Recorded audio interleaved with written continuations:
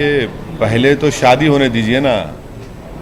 पहले शादी निकाह होगा तो उसके बाद सोचेंगे कि बेटा होगा या बेटी होगी। अभी तो निकाह ही नहीं हुआ तो क्या?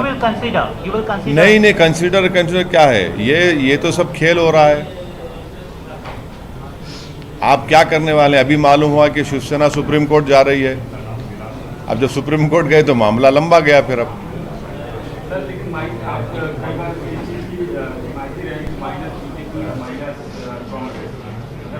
नंबर कहाँ है? नहीं, नंबर कहाँ है प्रमोद जी? नंबर कहाँ है? नंबर नहीं है प्रमोद जी। 140 जो मेजॉरिटी के नंबर चाहिए नहीं है।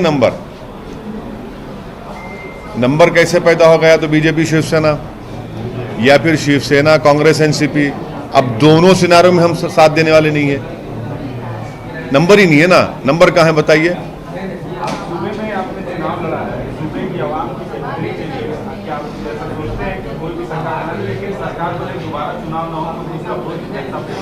अरे भाई, जिसके पास नंबर है वो सरकार बनाए ना। कौन रोक रहा है? हम रोक रहे हैं क्या? बनाए वो। क्या लगता है महाराष्ट्र प्रेसिडेंट रूल की तरफ जा रहा है? मुझे नहीं मालूम गवर्नर साहब की क्या राय होगी। वो बड़े पुराने सियासतदान हैं, बहुत होशियार आदमी है वो। उनका ना सिर्फ संघ से बल्कि बहुत पुराने पॉलिटिशियन है वो।